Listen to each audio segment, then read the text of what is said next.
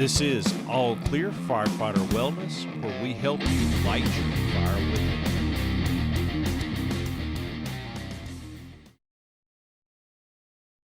I'm Travis. Good to have you here today. Welcome to All Clear. I've got a guest with us today. It's Mr. Bruce Schutter. Did I get the last? Correct. Oh, Yep. all right. There we go.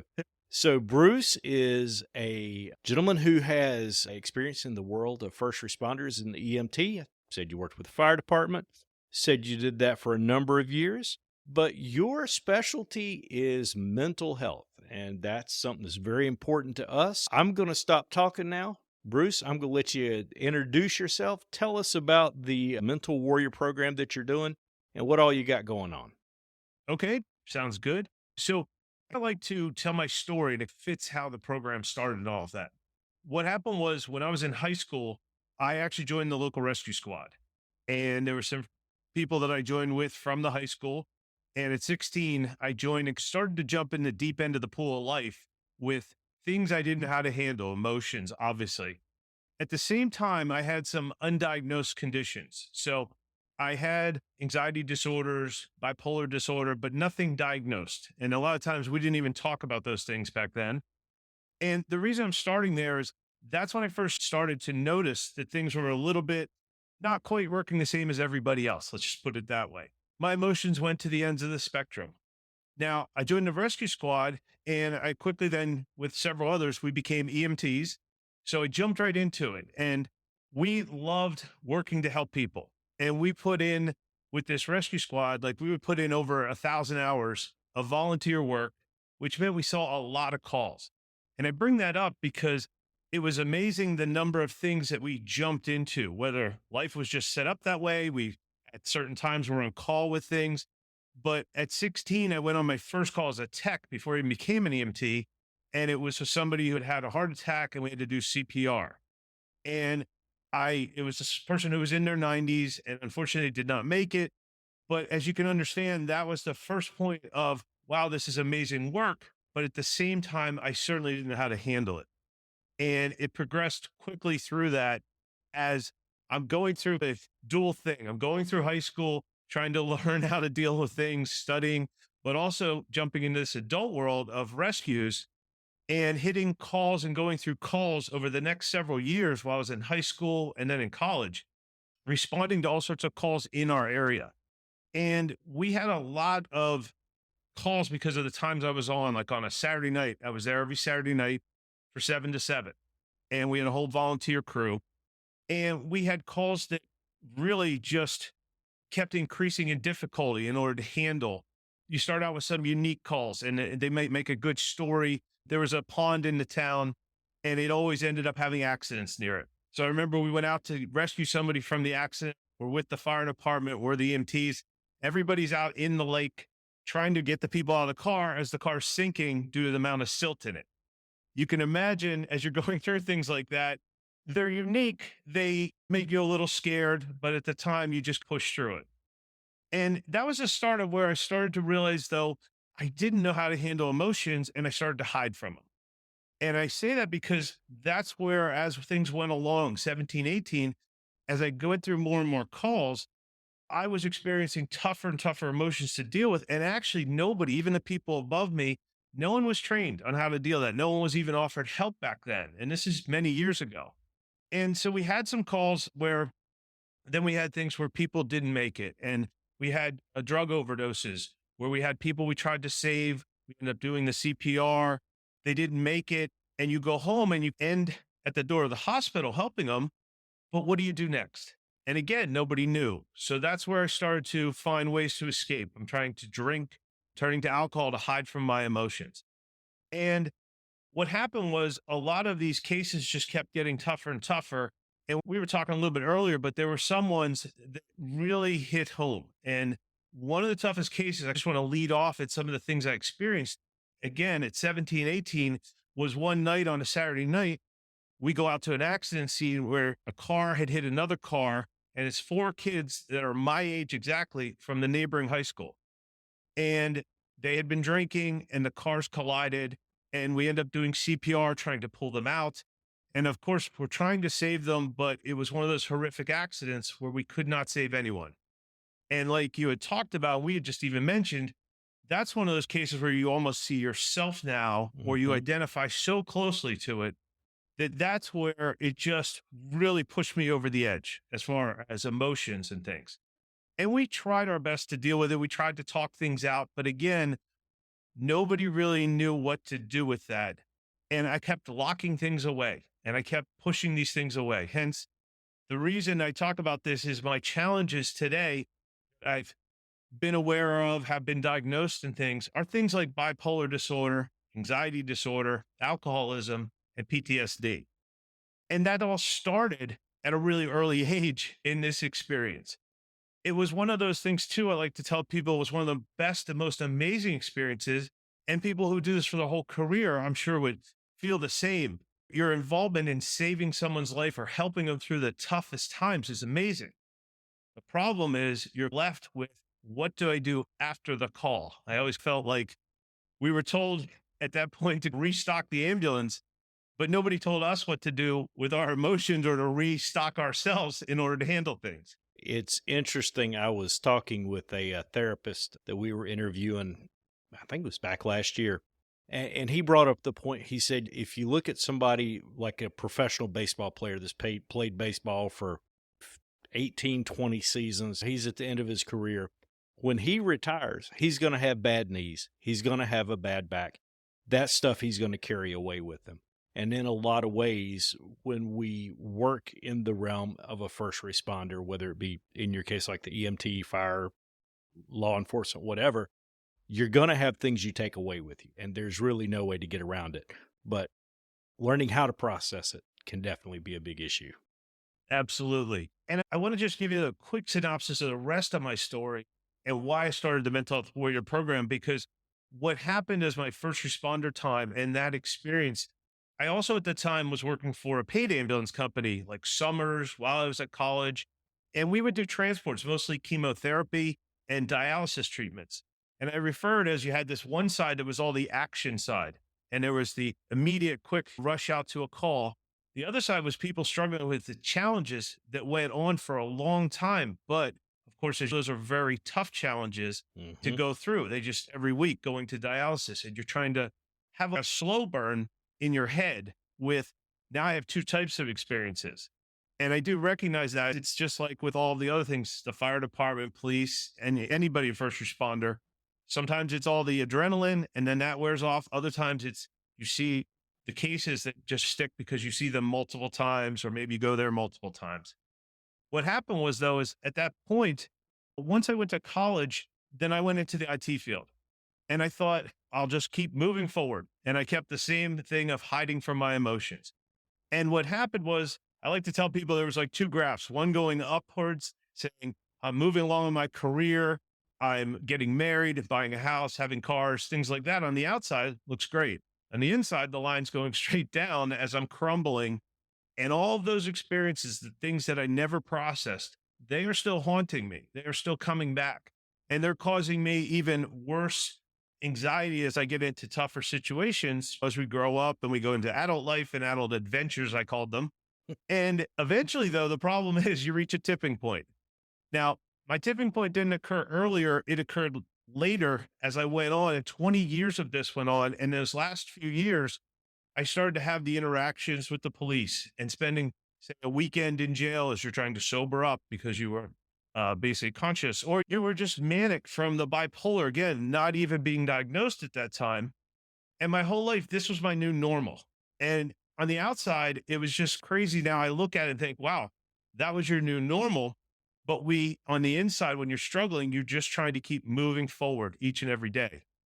And it got to a point, as we had talked about, what was the tipping point? There were two things. One, with the bipolar and some of those unable to handle the emotions, I actually went in and was stuck in twice for a 3-day hold, a psychiatric hold.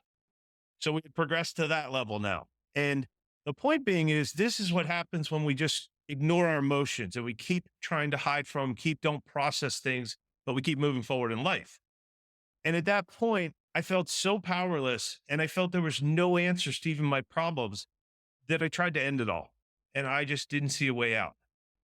Luckily, I got a second chance at life. And that's when I decided to turn things around and find an answer. And that's what you alluded to was the mental health warrior program. And that's where I decided I found out, wait, the one thing that was holding me back all this time was my emotions, the one thing I was hiding from. And in turn, if I put all my energy into accepting them, processing them, learning to manage all of them, good and bad, I found that was the secret to triumphing over any challenge in life. Because I basically looked around and I said, there isn't anything we do that doesn't involve emotions. I challenge people sometimes, is there anything you did last week without emotions? And again, it's everything involves emotions. And sometimes they stop us in our tracks. They might stop you because you're so scared of going into a meeting or accepting a new job or going forward. Or they can rise you to the heights because you're willing to manage the emotions. And so I created this program to try and help people in similar situations to me. It's called the Mental Health Warrior Program. And the idea is it's a self help approach. The idea being that we have the upper level, if you will, we have therapists, we have doctors and meds, but what can we do ourselves? And what can we do again to accept things first? Because myself, when I first went into therapy or tried meds, I was resistant. So, of course, they failed before I even got going. And the idea is I want to empower people so that every day you feel empowered as you're going through the week. And if you need advanced help, if you need that extra help, you also feel okay with asking for it. And it's so much more effective. Um, Y- sorry. So that's the story, but that led to the mental health warrior. No, that's really awesome because you are hitting on something that I think a lot of people don't pay attention to, especially in our industry, is what can you do for yourself? If you let the tachometer rev all the way up to 8,000 RPM, that's not the time you want to start figuring out how to back things down. You need to start figuring out when you get up to 2 or 3,000 RPM. All right, how do I start dealing with it? So you have to learn how to deal with it before it gets bad. And I know in your case, you were talking about from the very beginning, you didn't know how to manage your emotions. When you say manage your emotions or acknowledge your emotions, what do you mean by that statement? What I'd like to tell people is a mental health warrior embraces the full spectrum of emotions. So I want to know and accept and be able to work with and learn from everything from the best to the worst. And the reason that's so important is I think we also focus sometimes on we just need to be okay with dealing with the tough emotions, the dealing with the death and somebody dying in your Hmm. hands as a first responder and trying to save people. Obviously, we need to learn through those tough ones to process the emotions. And what I also mean by it is we I have kind of a three-step thing is basically you accept the emotions and then you process them, which is basically thinking what lessons they're teaching you. And if you, when I've seen people pass away and we've been unable to save them, the lesson I learned was that we can't control everything in life, but we can also then turn around and celebrate life more because we're still here and we're trying to help people and people should be proud of that. At the same time, then you can take action. And that's like the third step. So the idea of processing or getting comfortable with emotions to me is a three-step process where you learn to accept them and then you also feed them into your day so that they build your strength. And the reason I say the full spectrum is when you look at the good emotions, a lot of times we downplay that and we downplay even just a normal day. And there's so many amazing things I found because I'll tell you, when I was in the darkness of depression and bipolar would send me in it for weeks at a time. Today, if I can get up and I can see just going out to get, my morning soda and the joy of just driving out, not being in a rush, not having 17 problems I caused last evening. That is a fantastic thing that I should celebrate. And that is celebrating all of life. So we're celebrating again all the good things too. And I think that's what I'm trying to say with this program is we get people to accept all that. And then you also remove the limits because again, you can use the good to motivate you to keep going. You can use, I made some progress today and I made progress this week on, say, bipolar disorder or my anxiety disorders. And I look and I say, boy, years ago, the whole week was filled with stress and anxiety, and I would bail out of everything possible because I was just so scared to go and do anything with people or interact. Today, I'll look back and think in a week, wow, look at these accomplishments. I may have been nervous, but again, it's so positive that now I'm ready to tackle the next week. No, and that's a good way to approach it, little by little. But Yep. you said you started real early as a first responder, and when you have traumas early on in life, sometimes they stick with you for the rest of your life. That's Yep. just a reality. And a lot of times, particularly when you talk about volunteer firefighters or you're talking about folks that are explorers or things like that that are young in the process, if they're not taught early on how to start processing things, they can have a really hard time as they go further. But during your time that you were working through all of these things, it sounds like you've had your ups and you've had your downs. Yep. How did you know you had a problem? What was the first trigger that, man, there's something not right? I need to probably stop and look at it. What was your first signal, Bruce, that you probably needed to take some steps? There were two things. One, with some of the challenges I have. So the anxiety or the bipolar, I was always at the ends of the spectrum of emotions. So either it was almost like flat and everything was so depressive, always at the ends of anxiety and that. So I knew, and I think a lot of people know that you're not, I don't want to say gliding through life. That sounds too long, but you're struggling with your emotions. That was my first clue because they were spinning around so much and I couldn't seem to handle them. The second part was experiences. And when I started to find that I just didn't want to talk about them, I didn't want to acknowledge them, or I also found there were times when I acknowledged them, but it was very flatline. So you have to become aware. And I'm talking about like some of the experiences, the EMT early on and things like that. And it was very important to me to realize and step back a bit and start to see how I was treating my emotions. And that's the part where I started to think I had some problems, some issues. And I did start to go to some doctors. Again, I want to throw my story and I'll have to date myself a little bit here, but this was 20, 30 years ago. And times were so different. There wasn't even any information to give me a starting point. I like to think today we have lots of starting points for people and they can help to at least figure out a little bit. I would go to a doctor, wouldn't even know what to say. So it took a long time to track it down and diagnose it. But it's that awareness is basically where I'm going. Um, Sure. So when you were aware you had a problem, Mhm. and I know you said you've had lots of things going on, you had interactions with the police and all kinds of things. And what was the point that you were at your lowest before you started that rebound to come back up? And it's good to see that you have another chance to make a big change in your life and help others. But what was that lowest point you hit where you knew that it was time to turn around and start making the track back up?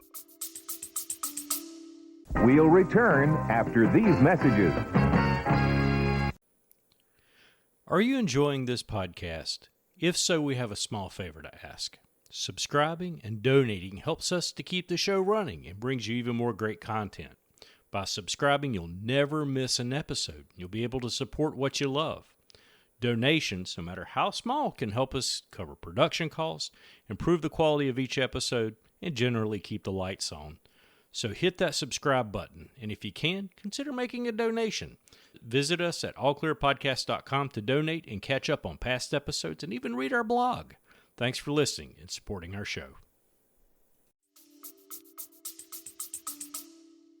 and I'm not trying to be too obvious, but when I just decided to end it and end my life, the point came out of the blue. It wasn't planned. It wasn't that. I had just had enough. And I think what happened, it was a wake up call where I stepped back.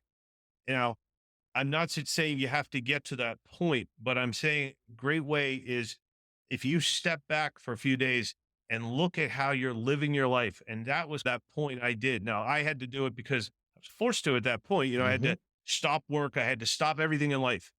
But basically, my lowest point was when I took a real hard look at myself and how I was living. And I said to myself, you can continue this way because, you know, I've managed to do this for 20 years. And lots of people do this. We get through the day and we just get through the next day. But I stopped for a few days and asked myself a singular question. I said, is this what the path you want to take?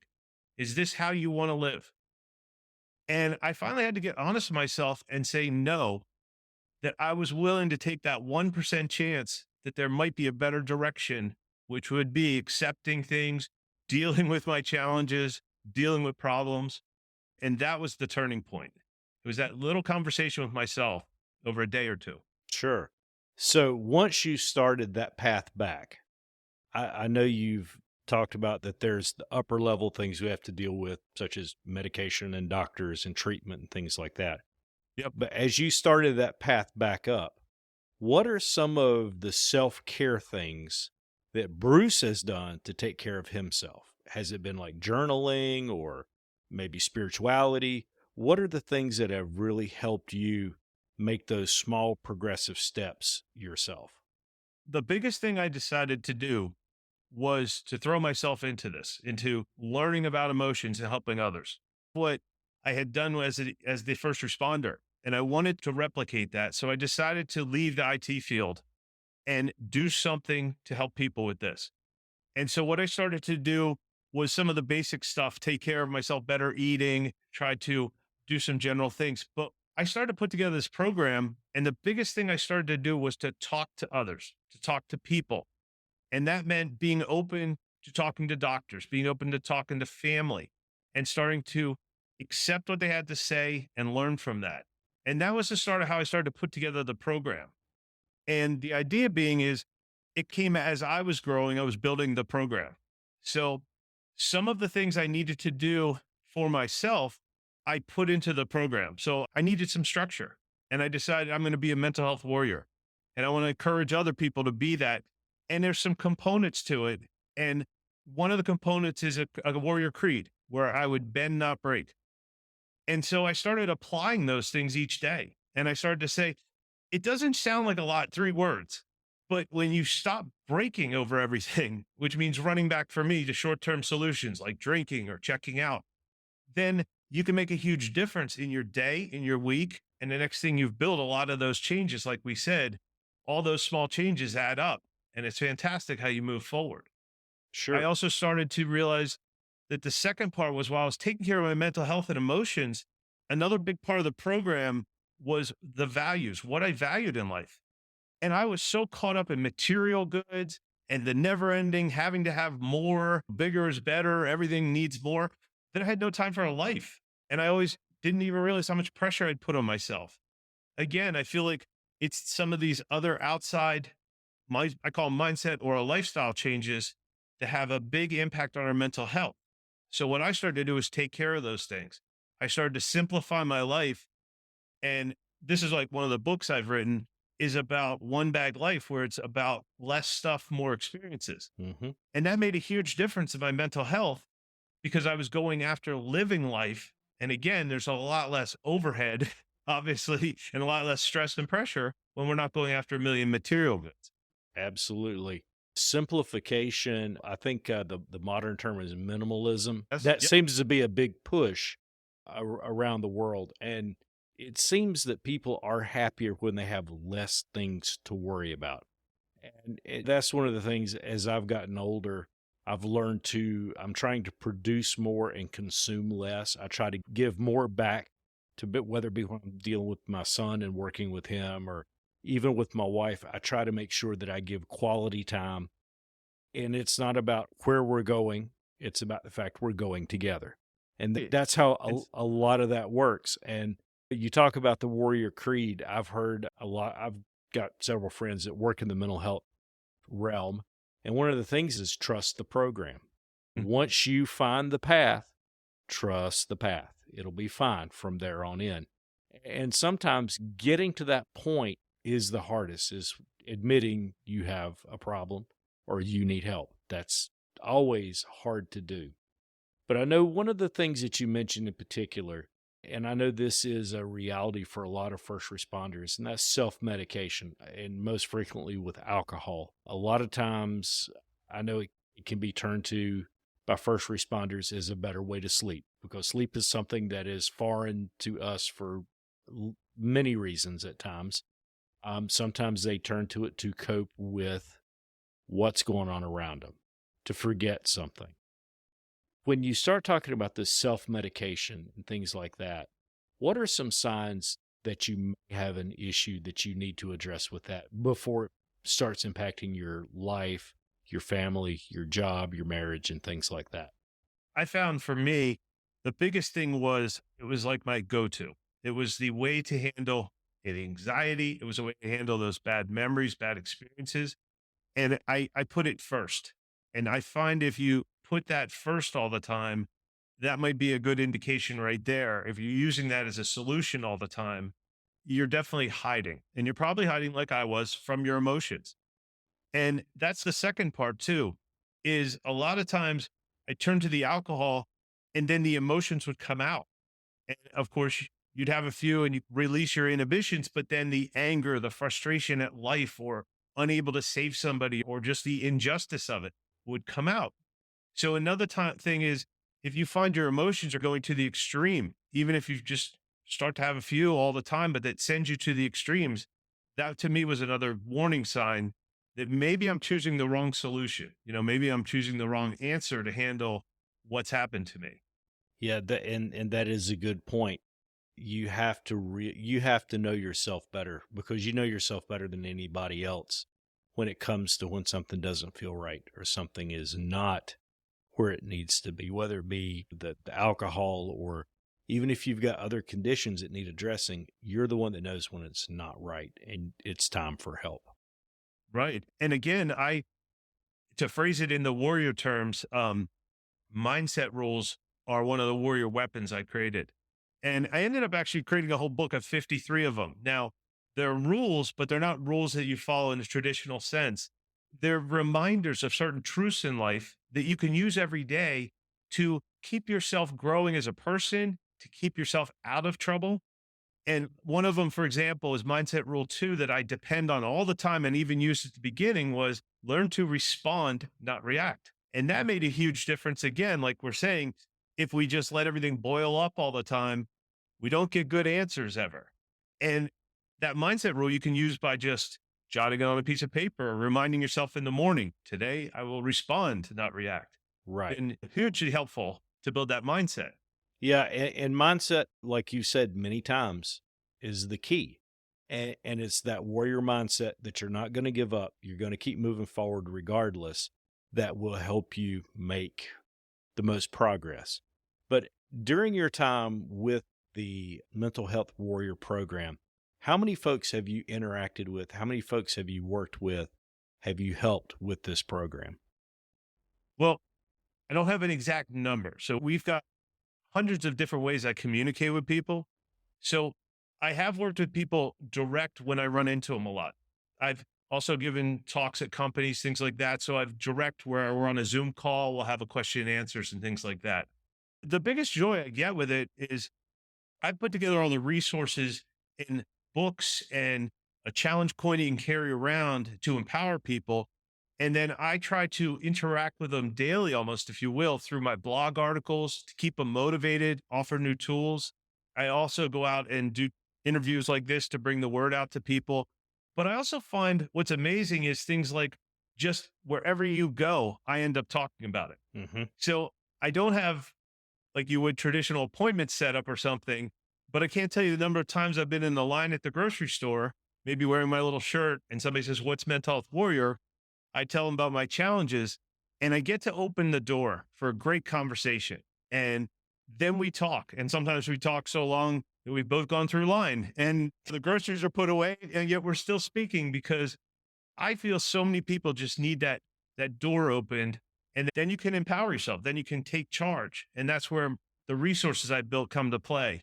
Then you can do what you were saying, be prepared each and every day and start to empower yourself, grow to accept things. And again, I'd love to have a great number, but I just keep talking to more and more people through everywhere I run into them, and in all sorts of interesting locations and talks like this. And this will lead to other discussions on social media and things. And again, I like to say that because I like to use all the electronic communications these days, because before it was so hard to communicate and it was so hard to find information. I think it's fantastic what we can do today to talk to everybody. And when you get to be an old fart like me, understanding social media is not easy. So the reason I do this podcast is to talk about the things that impact us in our industry, but more importantly, how to build a stronger first responder from the inside out. And for the social media is huge. Reaching out, even if it's just a funny comment, Mm-hmm. that gets people thinking. If it's a clip from this interview that goes out, it gets people thinking. And I know that you mentioned that you do a lot of multimedia stuff. You have a podcast you do yourself and things like that. Do you think that through podcasting, through social media and these interactions, I know one-on-one personal interaction is the best thing that since sliced bread, it doesn't get any better than that. But Right. do you think that if somebody hears our conversation today and that motivates them to seek help, talk to a buddy at work, do you think you've done your job? I do. And I do believe we can do that. And that's one of the things where I know earlier we talked and I went on a little bit long, but on my story, You're fine. because anytime I can share that story, I want to show people. And I've had this happen back when I was stuck in my challenges. I might have picked up a book and read about somebody who was willing to stand up and talk about it. And that's what I love what we're doing. And these podcasts, any way to bring the message out, I think can help people. Absolutely. Because it really, it goes back to your point. It all starts with us and accepting who we are and what challenges we have. Mm-hmm. And you never know. Sometimes you need, like myself, you need weeks or months before you're going to come to terms and have that talk with yourself and say, hey, I might have challenges. And then, hey, I want to do something about them. And I think what we're doing is open the door with that conversation, but also providing them some direction. And that's, again, what I'm hoping to do with the program is having all these various books and different things you can use so that people can pick and choose what do they need for their life Right. and what will work best. Right. And a lot of times, particularly in the first responder realm, field, industry, whatever term Yep. you want to use, a lot of our problems come upon us later in our career. I run a nonprofit, the North Carolina Firefighter Cancer Alliance, where we focus on cancer in the fire service. And that's a huge thing. Right. But we've learned that if your mind's not in the game, it's hard to make a complete recovery or an efficient recovery. If you're not eating well, if you're not sleeping, it's hard to push off the exposures and you're weakening your body when you are exposed to carcinogens and things like that. So it's a huge, big circle, and mental health is definitely one of the cornerstones of that.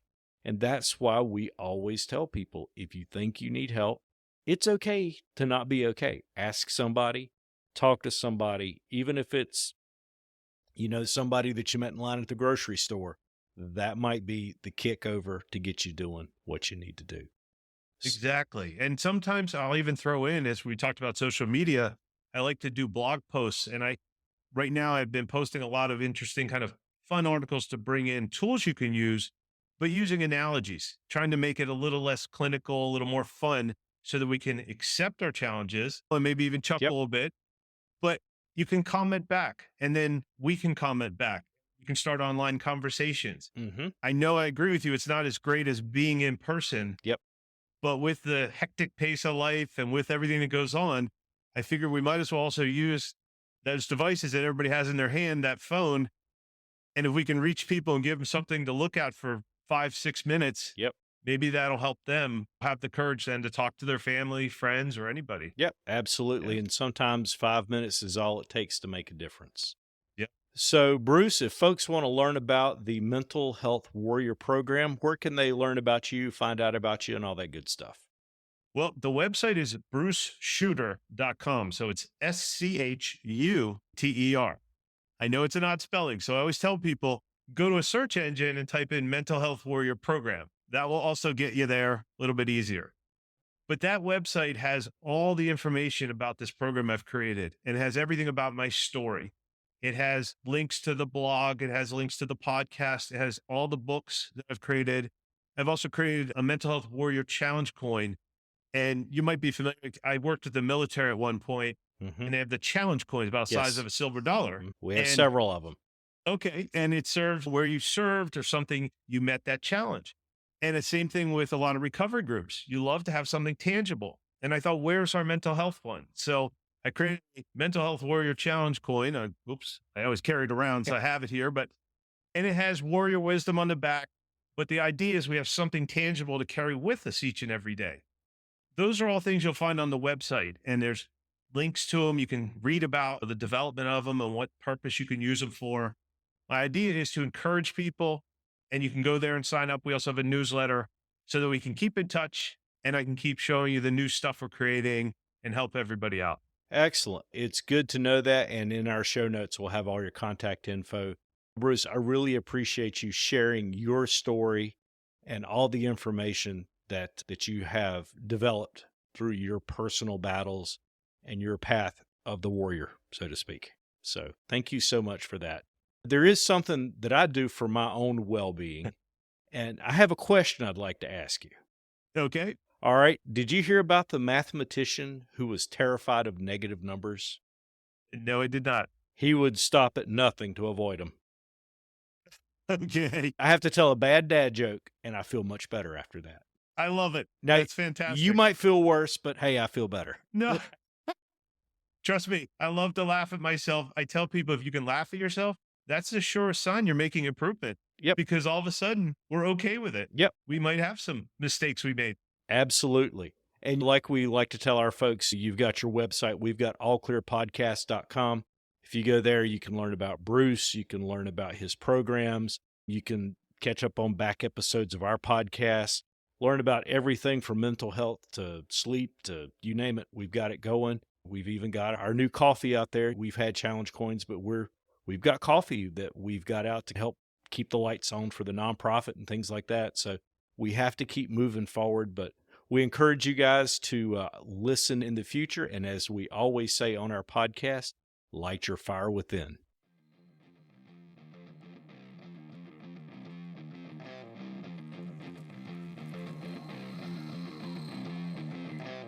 You have been listening to All Clear Firefighter Wellness. All Clear is presented by the North Carolina Firefighter Cancer Alliance. You can find out more about us at allclearpodcast.com. Leave us a message. We'd love to hear from you. If you like what you hear, tell someone. All opinions expressed on the podcast do not always reflect the opinions of the podcast. As always, light your fire within.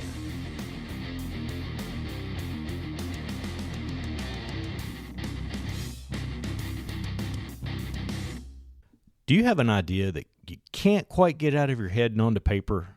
Does your department need updated shirts? If so, you need to talk to the guys over at Studio Print Shop. We've been working with the guys at Studio on making some of our ideas become reality. Whether you need screen printing, embroidery, or graphic design, they have you covered. They're even working with the latest direct-to-garment printing technology to make your ideas come true. Check out their link on our website or go to studioprintshop.com and get 10% off your first order when you use the discount code ALLCLEAR. Studio Print Shop, creativity fueled by passion and vision.